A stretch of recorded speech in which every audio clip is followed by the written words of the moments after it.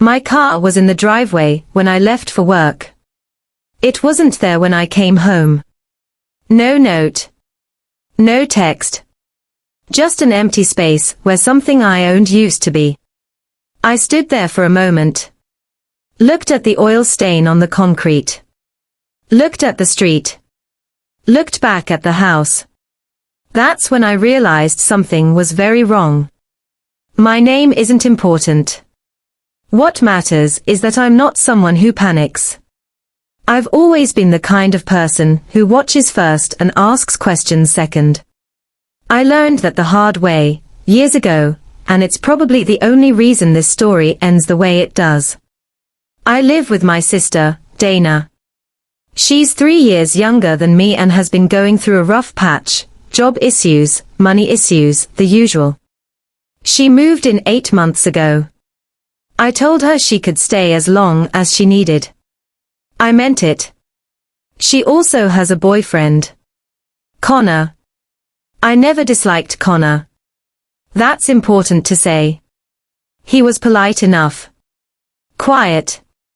He'd come over on weekends, eat dinner, watch TV. He borrowed my phone charger once and actually returned it. Small thing, but I noticed.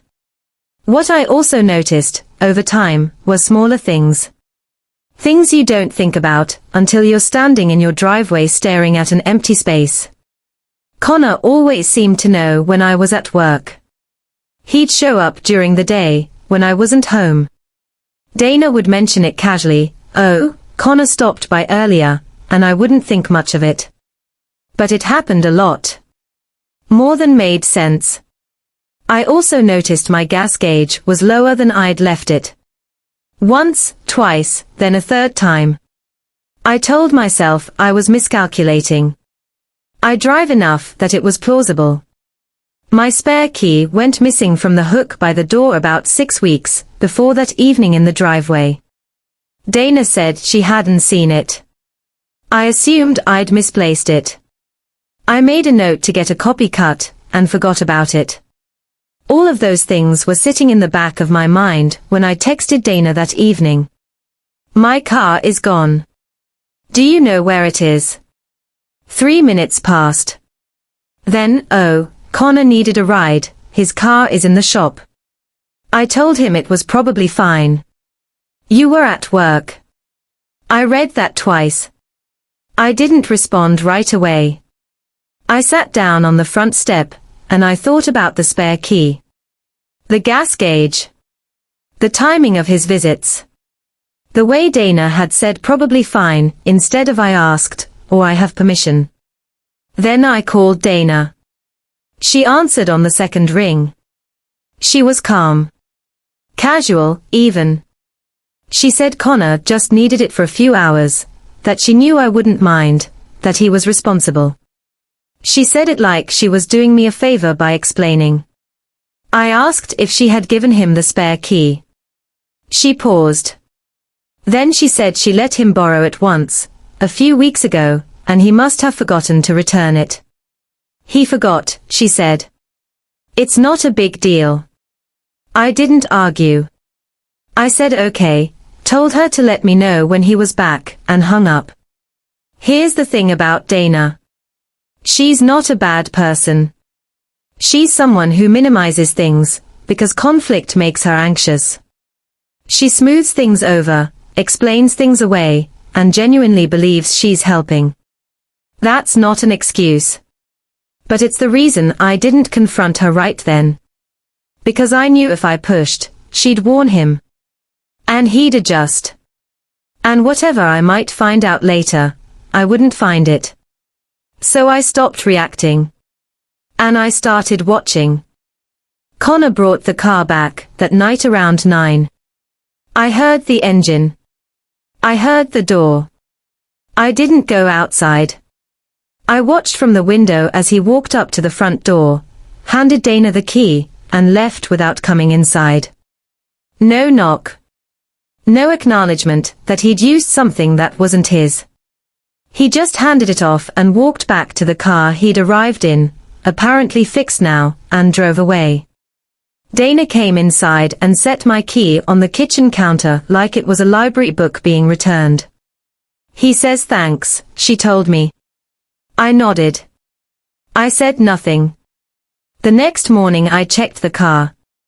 I wasn't sure what I was looking for. I just knew that I needed to look. The seat was pushed back further than I keep it. Connor is taller than me. Small thing. The mirrors were slightly off. Also small. There was a faint smell I didn't recognize, fast food, maybe, or someone else's air freshener. None of that was proof of anything except that someone else had driven my car. Which I already knew. What I found next was different. On the rear passenger floor, half tucked under the seat, was a crumpled piece of paper. A receipt. Dated 2 days before Connor supposedly needed a ride, because his car was in the shop. 2 days before. I smoothed it out. It was from a gas station about 40 minutes from our neighborhood. The time stamp was 11:14 in the morning on a Tuesday. I had been at work. Dana had been at work.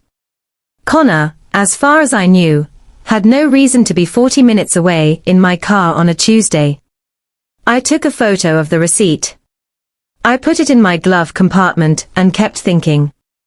That afternoon, I checked something I should have checked weeks earlier. I have a dashcam. I installed it about a year ago, after a minor fender bender in a parking lot. It's mounted low on the windshield, easy to miss if you don't know it's there. It records on a loop.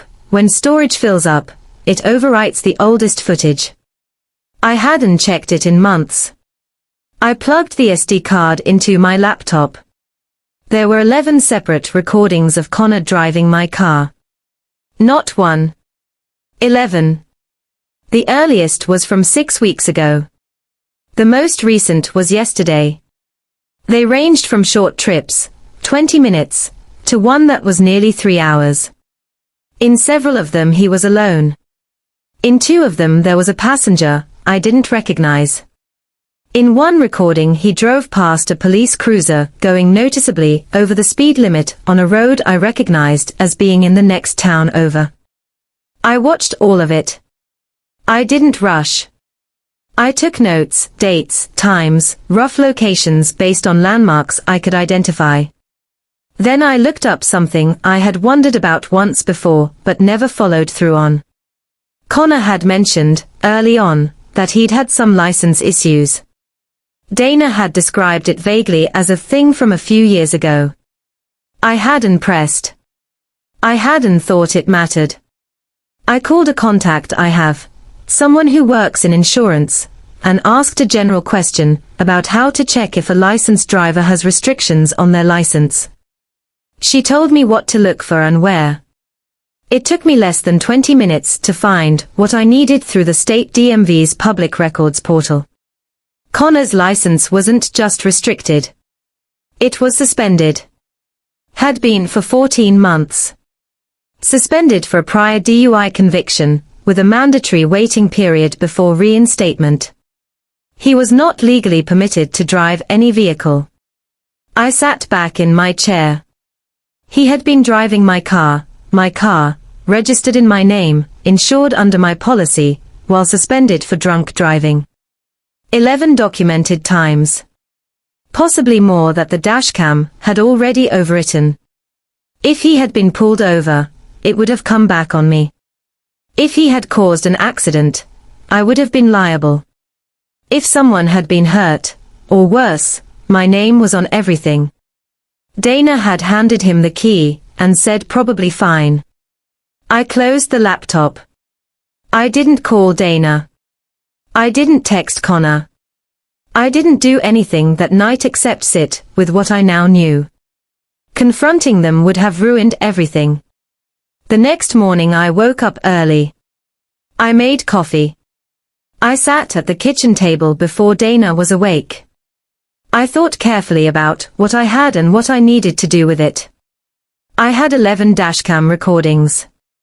I had a receipt placing Connor in my car before the day he claimed to have first borrowed it. I had documented proof of a suspended license through public DMV records. I had a key that had gone missing from my home and was returned without apology. What I didn't have yet was protection. Evidence without a plan is just frustration. I knew that. So before I did anything else, I focused on making sure everything I had was secured and duplicated. I copied all 11 dashcam files onto my laptop. Then onto an external hard drive. Then I emailed the clearest 4 recordings to a personal email account I rarely use. I saved the DMV license suspension record as a PDF and copied that the same way.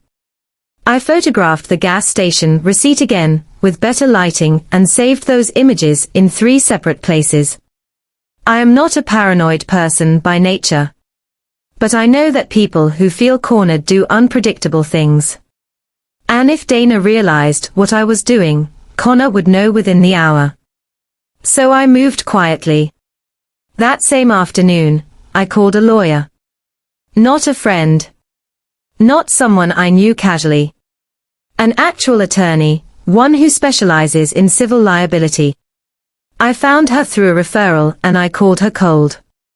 I explained the situation plainly. No emotion. Just facts. Suspended driver. My vehicle. 11 recorded instances. Insurance implications. I asked what my exposure was and what my options were. She was quiet for a moment after I finished. Then she told me my exposure was significant. If Connor had been in an accident while driving my car, even a minor one, my insurance would have been primary.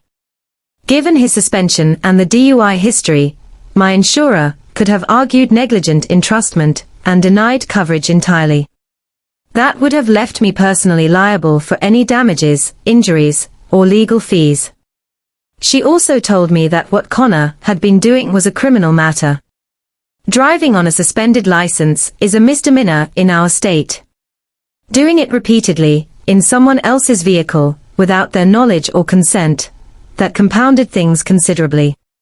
I asked her what I should do. She said the first step was to formally document that I had not given consent. That I had not known about the suspension. That the key had been taken without my explicit permission. She helped me draft a short written statement that same day. Dated, signed and sent to her office to be time-stamped.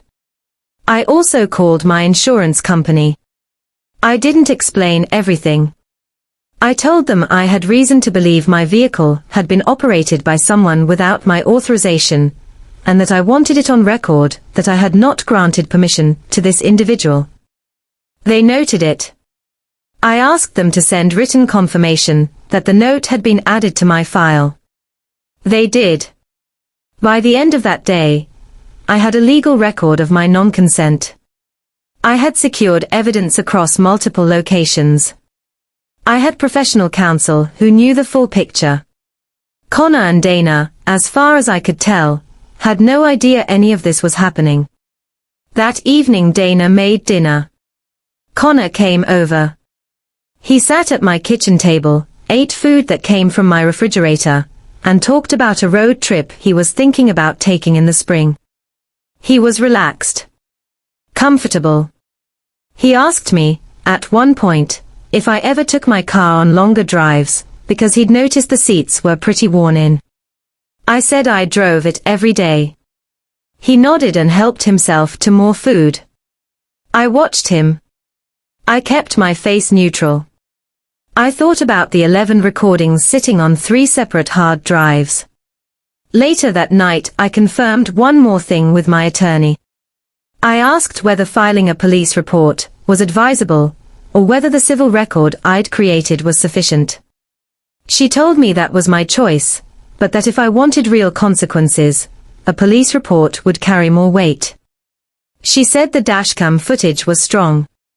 Time-stamped, GPS consistent, clearly showing his face in several frames.